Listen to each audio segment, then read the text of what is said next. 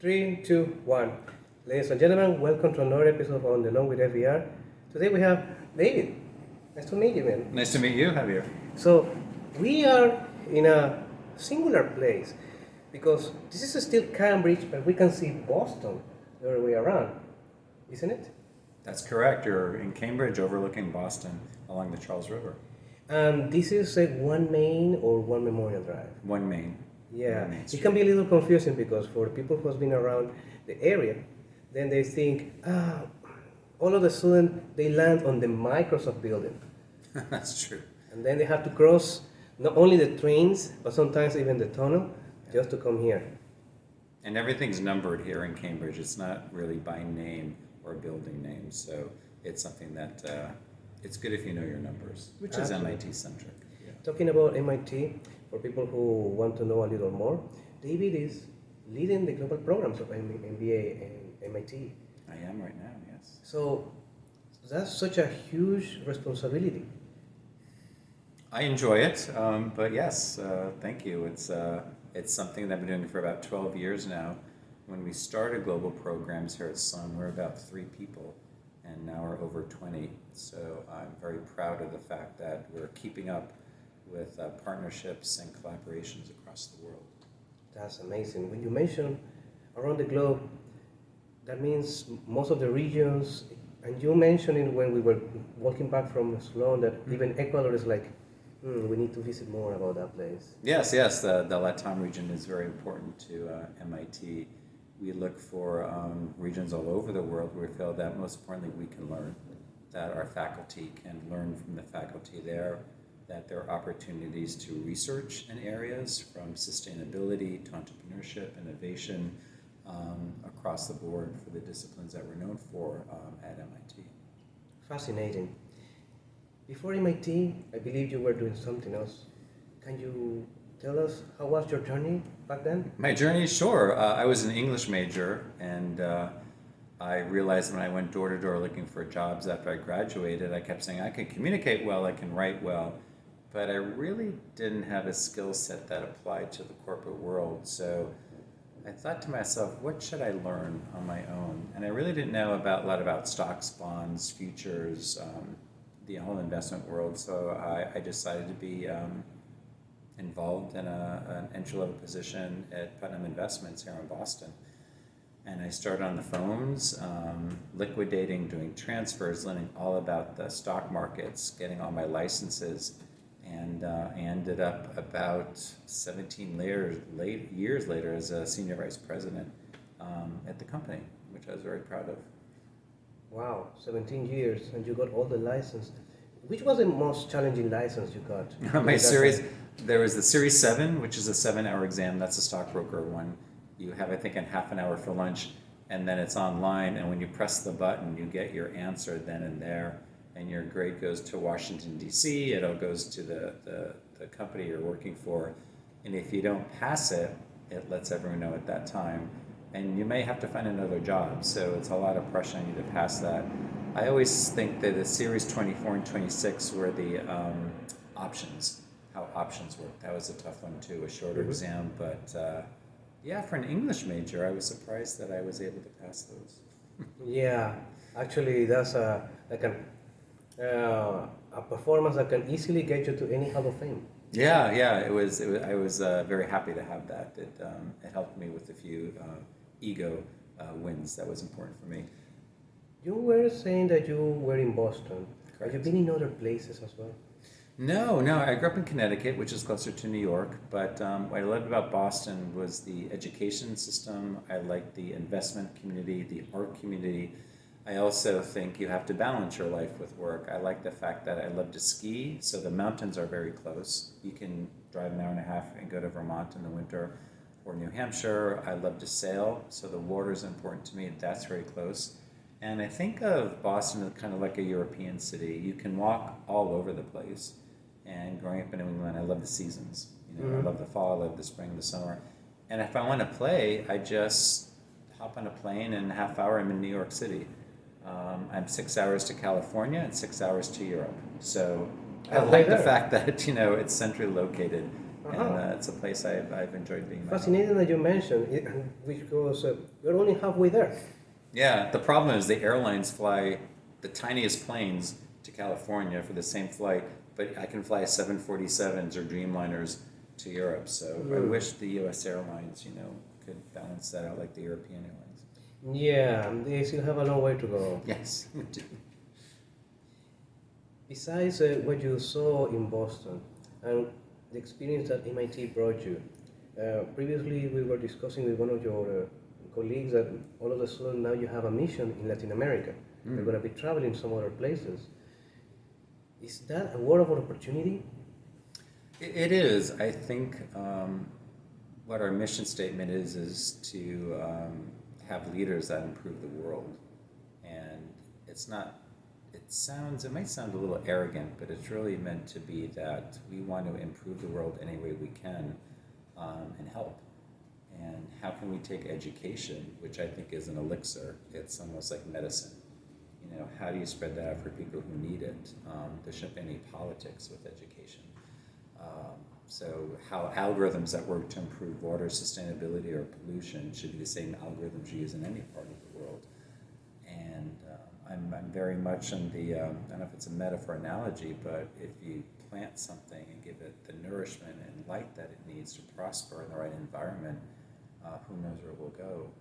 So spreading this throughout the world is more how can we learn from other regions in the world, because you're only half as good for the research that you do unless you can have it provide an impact and make a difference. How long will that difference make? There are faculty here that would love to study in Ecuador, that would love to study in Taiwan, that would love to study in China, that would love to study in all parts of the world. So I like to broker those opportunities to bring them together, and hopefully that will make a difference 10, 20, 30 years from now. Absolutely right, because when we talk about visionary things, they always take time. Like what is happening right now in Malaysia with the Asia School of Business. We were discussing with Dr. Cohen, who is going to be the new dean, and he mentioned that he got an email like almost 9 years ago saying, how do you know about Kuala Lumpur, Malaysia, and central banking? He thought, wait a second, but I'm receiving this. And then one thing led to another to build something that is beautiful there. With that in mind, what Malaysia means to you? Malaysia, to me, is an opportunity for us to be in a region of the world that's extremely important, very complex. It's not just Malaysia, but the whole Asian region. I look at trade, I look at commodities, I look at the economy, I look at the tourism industry, I look at the date palm oil production, I look at everything that's there, the government, and we should be part of understanding that, and the governments and the academic societies in Malaysia hopefully will want to learn more from us. And I think together, hopefully we can solve some problems and to improve the world in all regions in generations to come. But how we bring the two entities together is really what we do. I'd like to think we broker these opportunities for our faculty, for students to learn. And as you know yourself, as a student, when you graduate, you'll be successful also based on your network. And your network just can't be in Malaysia, it should be all over the globe. And it's an international world right now in terms of commerce, in terms of the markets. And the network you will have when you graduate will be extremely important, and how to keep that growing. Yes, it's all about the next level up, always growing and always giving a small seed that can become bigger in the time. And it's fascinating how something that started with an idea, it become right now so massive that it's like 6 or 7 generations of Asia School of Business and MIT Global coming here to Cambridge. It's something to smile about. No, it is, and we have so much to learn from a relationship like this, and we're continuing, and the students, the complement that you bring with all the experience that is in your class, our faculty love that. They get to ask you questions, they get to hear your questions, and that's something that I think is wonderful to do in person, now that we're hopefully through a rough time in the world right now with the pandemics that we have. And as I said, the networking. You know, there's some things you can do on Zoom. I think it brings education to areas that may not be able to afford to travel or to be places, which is wonderful in itself. But I also think the day-to-day to be in front of someone, I think there's a lot to gain from that. As you can see, I mean, you're just finishing up your last week here with us at MIT, and I would bet that the experience is much better than doing it online. Absolutely. The opportunity to not only do negotiation or pricing in person helps you to not only read the message, but also to read the room, which sometimes is so valuable, especially, as you mentioned before, when you want to grow the network. Yeah, yeah. So, about David, that loves to go in the seasons. Yes. Which is your most favorite season? The fall. I think everyone says the fall. I think since a little kid, what happens is after a humid summer, you get these cool, crisp, beautiful days, and then at night it's nice and comfortable. And the leaves here, if you've never been to New England in the fall, just the way the leaves change before they drop is beautiful. And it also, if you grew up in the United States, it's also a time where really after summer you have Thanksgiving, you have Christmas coming. So it's kind of like a prelude to wonderful holidays and memories and vacation time, which is also nice. I don't like the winters as much as I used to when I was younger, but I think the falls here, if you've never experienced fall in New England, come in October. It's absolutely gorgeous. And New England is not only one state, but many states, Yeah. if I'm not wrong or I'm Yeah. right. So among New England, you have Connecticut, you have Massachusetts, you have We have New Maine, Hampshire, we New have Hampshire. Maine, we have Vermont, Rhode Island, as you said, Connecticut. Yeah. And some friends have been here before and they told me that the lobster roll. The If you are in New lobster- England is the lobster roll. Yeah. So what is so special about the lobster roll? I don't know. I mean, I grew up with it, so to me it's like having a hot dog. It's the same Ah. thing, but I think some places, because of the cost of transporting lobster meat, it's very expensive. And how can you take something so delicious and throw it on a piece of bread?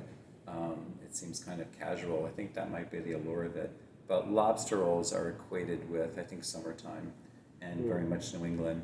And there's always a debate about who has the best lobster rolls. Yeah, because from Boston you will say these ones are the better.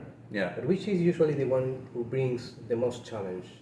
Is from New Hampshire? Is from Maine? Yeah, I think it's not state. I think it's the restaurant, how it's prepared. So, but it's like every country, like Ecuador, Malaysia, you have something that's kind of a treasured cuisine, and there must be some people who make it better and some people who don't make it as well. And then you probably go to FVR say, oh, the dumplings here are the best, or the curry here is the best. And yeah, we can debate that here, but if you've never tried one, they're pretty good. It's also good about the food, how differentiation can make two people decide. Like the Texas barbecue, the singular barbecue that you put in a Texas pit, people in Kansas say no. Or Kansas barbecue is better. And then the St. Louis, Missouri is like, yeah, we happen to have a different recipe. So then you have a fascinating triangle. Who has the best ribs? But yes, you see the competition only improves the... Yeah, there's pride. It's a grandma's recipe or some relative's recipe, or it was handed down or something like that. So they can be very special and competitive in a healthy way, I'd like to think.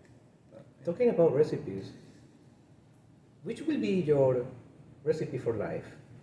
My recipe for life? That's an interesting question. A recipe for life for me would be realize that time seems to go by faster and faster every year for me. I don't know if it's true for you. And I realize that life is linear and that it will end sometime. So I want to make sure I take the most, I make the most out of it. And try to not put yourself in situations that you don't feel good, you don't feel proud of what you're doing. I wouldn't take any job that I really don't feel I enjoy doing. I would say take risks, as I said before in another podcast. And I would say find out what your passions are.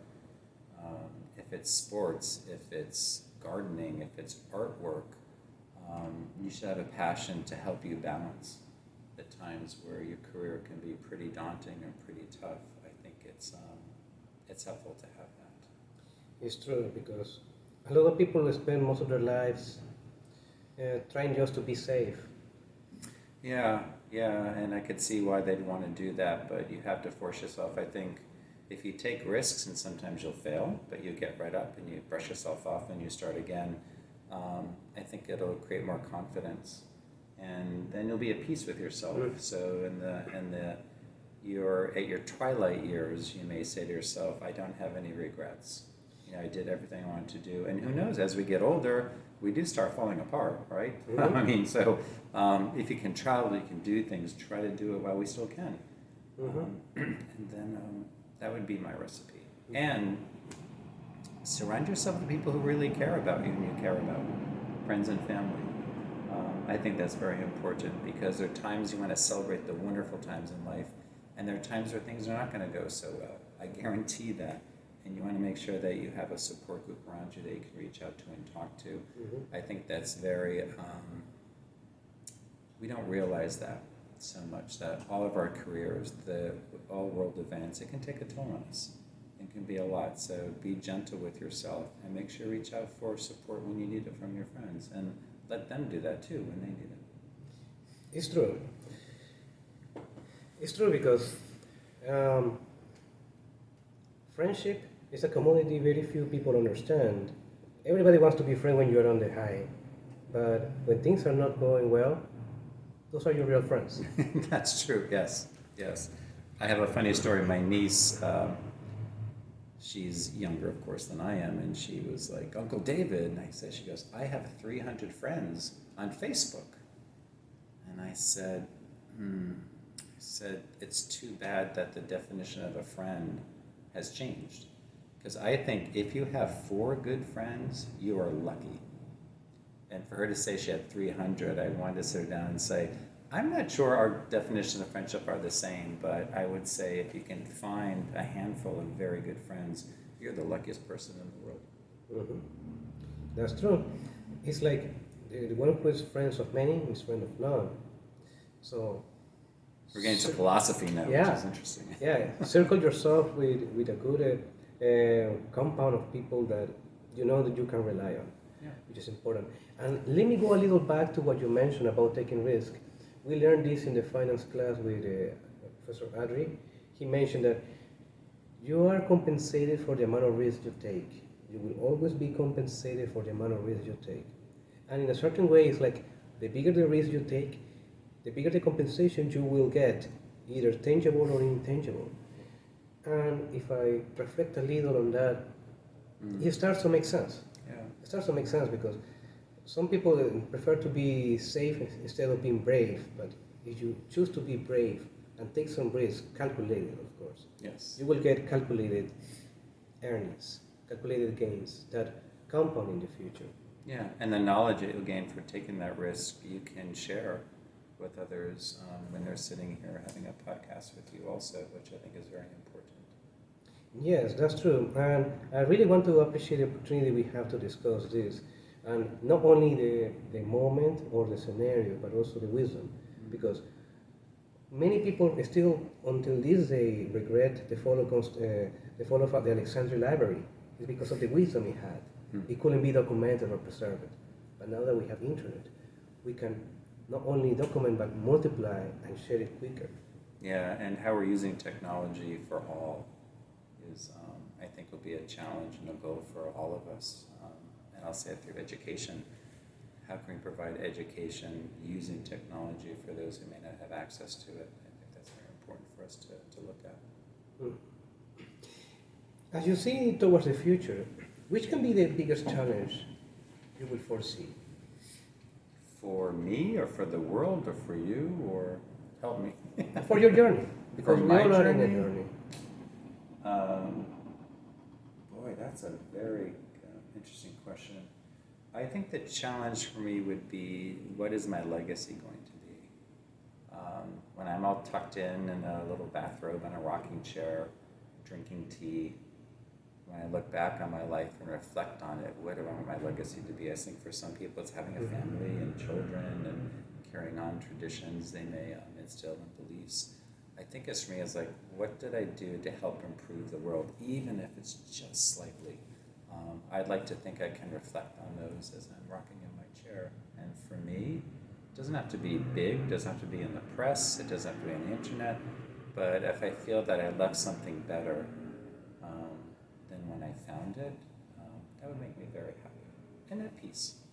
Yes, And at peace. that's true. A legacy and have peace, because believe it or not, but to make peace is expensive. Yeah. A lot of people prefer to go and get fights and erase things from other things, but to have peace can be expensive, but very important, not for you, but for everybody who comes after you. Now, one last thing that I would like to ask you is, most likely there's going to be a John David around there watching this video. So, which piece of advice will you give to your younger self if you have the chance? My younger self, I wish I was more confident when I was younger. I wish I took a few more risks when I was younger. I was a very shy person, and I just wanted to be in my room and read. I didn't want to be with people. I didn't want to do anything when I was a little kid. And my parents were quite worried. They were like, David, what's he going to do? And then all of a sudden, I love presenting. I love doing things like this. So something happened to me that I would say I wish I'd done it sooner. I wish I had more confidence in myself. I wish I'd tried out for more things. And I don't have any regrets at all, but I would say, don't be afraid to not trust what your gifts are, your natural gifts and your talents, and take some risks. What a beautiful way to end this chat that we had so far. How people can find you? You can look at the MIT website for global programs. My email is on there, dcap@mit.edu. I'm on LinkedIn. Just Google my name, just spell it right at the end, and you'll see me, and happy to talk to anyone or have a conversation. Thank you very much for the Yeah, opportunity. thank you, David. and safe travels back, and congratulations on your last week with us here at MIT. Absolutely. And people who are watching us, please stay safe, and I will see you when I see you. Bye. Take care. Bye-bye.